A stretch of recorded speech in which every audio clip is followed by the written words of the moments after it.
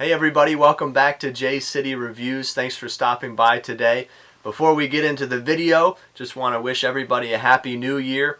I hope that your 2019 was great, and now as we step into 2020, that you'll have an even better year this year.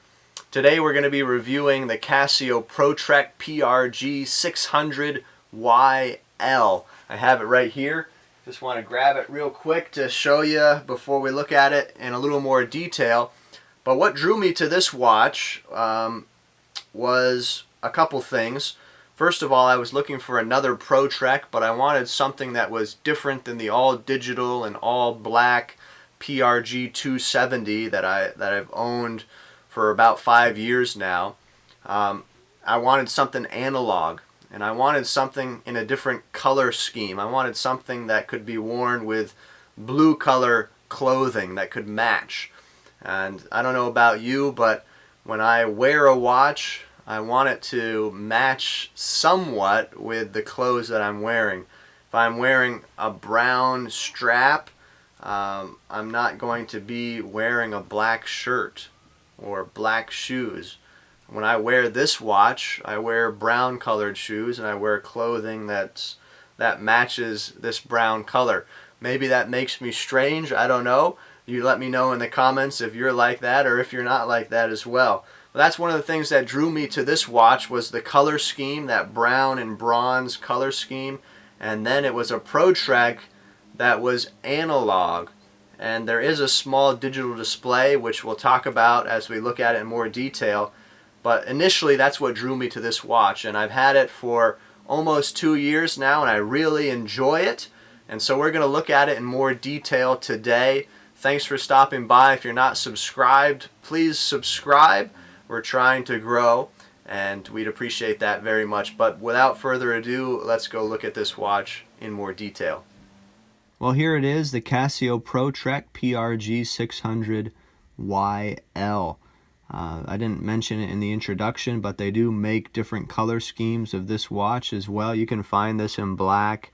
You can find it with like an OD green strap, and I'll try and leave links to all of those in the description below. But like I mentioned in the introduction, I was looking for something brown like this, and so that's what drew me to this particular one.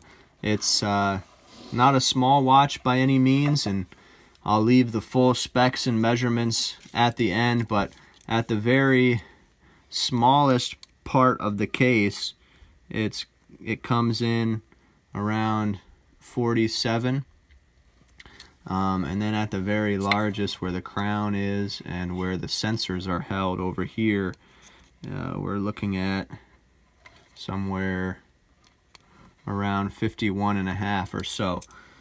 So just know that it's a large watch. Sure, it's not the largest out there, but I think this is about the largest I want to go for my 6.5-inch wrist, and of course I'll leave some wrist shots here throughout the video.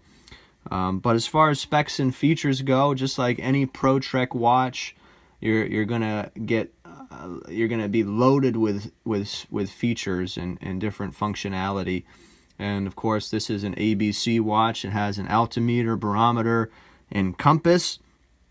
This has a thermometer as well, which goes from 14 degrees Fahrenheit all the way up to 140 degrees Fahrenheit. And they say, you know, if you're going to take a temperature reading, you want to take it off your wrist for a while to get the most accurate reading. And that makes sense, of course. Some other capabilities, as you click through the mode button here, it goes to the barometer reading, then there's a temperature reading. This is a recall section next, stopwatch, timer, then there's alarms. I believe there's 5 alarms on this watch. And then it goes to world time, to whatever you have it set to, and then click it again and it goes back to display the time on the analog display. There is an LED light down below here. It's kind of hidden. It's not marked out or anything, but you press that and the light will come on at the bottom, and we'll show you some of that in a little bit in darker situations when we look at the Lume as well. There is a power save mode on this watch, so if you put it away for a while and it's not receiving sunlight, because this is a solar watch, solar powered watch, if you leave it out of the sun or out of any light for a while, it will stop its functioning to save power, and then once it goes back to receiving light from any source, it will start working again. So that's a nice feature to save energy, to save battery power. And then this has 100 meters water resistance. This is using Casio's 5497 movement, and just an all-around tough watch. Any Pro Trek watch out there is going to be one of the toughest on the market, one of the most rugged and durable. And over these past 2 years or so, I've found this watch to be just that. And that kind of brings us to talk about the design and durability. I really like the design of this watch. It's unique. I like the world cities that are around the outside of this watch here, and they are engraved into the bezel. They're not just stickers stuck on, but they are nicely engraved there. You're going to see some wear on this watch around the bezel. It is susceptible to scratches and dents. It's made out of stainless steel, but overall a rugged watch, and I love the design. I love the case. You know, it's got a lot going on, many buttons. Over here you have the triple sensor housed in this section. You got the mode button down here, the display button. On the right side above the crown, there's the compass button. And I think it's just neat to watch the hands move around like that. Then over here also is the altimeter button. And if you want to go back, you hit mode. And so just a neat watch. The crown is what Casio calls their smart access crown. It is screw down, which is nice, and you can unscrew that, and once it's unscrewed you can pop it out and you can change different things like the city that you're in and various other things that I'm not going to go into detail about in this video. The bezel we've already talked about a little bit, but just unique, and I couldn't name all of the cities here, but thankfully Casio in their manual lists those out so you can know what they stand for. Some of those are cities that I've never heard of. Some of them we're familiar with, but anyway, they're all there, and it's just a neat, unique style to have them on the bezel. It's a stationary bezel, it doesn't rotate at all, but just a nice designed watch. As we look at the dial, I would say, you know, the dial is somewhat busy. Nothing like, you know, a Citizen Nighthawk or anything like that, but despite all that's going on here, it's very orderly and well placed. You know, as they put the different modes here, I think that's a great way to do it, and have that little hand that goes around to each mode. I think the rectangular digital display is in a perfect spot. I don't think there's a better spot for it. And it's just neat to have both digital and analog on this watch. That's something that I like about it as well. Something unique about this watch is, you know, if the analog hands are blocking the digital display and you're wanting to go into a mode where it needs to show you information on the digital display, when you go to that mode, those hands will move out of the way temporarily until you're done and you go back to the time mode. Then they'll move back to the proper time. I think that's really neat how Casio did that, and just a neat watch to have, both analog and digital. You kind of get the best of both worlds. This watch is not radio controlled. It's not going to receive a signal from one of the atomic clocks around the world. So that's kind of what makes this cheaper than some of the other models that are out there that look similar to this. So just keep that in mind. This is not a radio controlled watch. Right now I'm going to cut for a second and go to a lume shot, and so you can see the nice lume that is here, and then also toggle that light as well so you can get an idea of what that's like. So just one moment, I'll be right back. Here's a lume shot. You can see it's coming in pretty nice. I did put it up to the LED light that I have above me for a few seconds. You can see there's nice lume on the hour and minute hand, and then there's a little portion ticking away on the seconds hand there, which is nice to have. And then the indices on the outside edge are lumed, and then the 9, 3, and 12 as well. Let's test out the light so you can see that. That's what that is. Comes on for I don't know how many seconds there, but it's just at the bottom, and it does its job somewhat.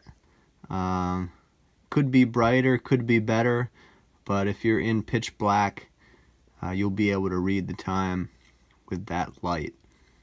So I'll turn the lights back on and we'll finish up this video. And we're back. Just want to talk about a few more things. The next thing I want to mention is the strap here. It's a synthetic leather strap. It's got these two keepers here. One is stationary, one moves up and down, and it's nice looking for sure. It's comfortable. I have no problems with it. I did cut it down a little bit here, so I didn't have so much flapping in the wind on my 6.5 millimeter or 6.5 inch, wrists. I don't like having a big portion flapping around, so I did cut that. But it's definitely a thick strap for sure. Let me check and see how thick it is while we have the tool here. So it's a little over 4 millimeters thick, which is a good size for sure. It does have these quick release straps here, or spring bars here, so those come off pretty easy. You can take them on and off, and let's just take them off real quick.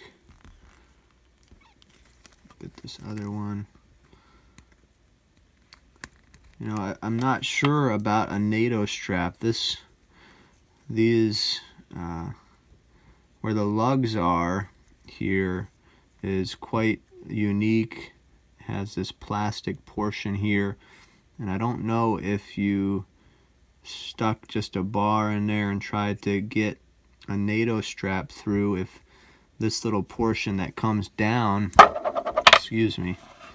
this little portion that comes down right here is going to get in the way.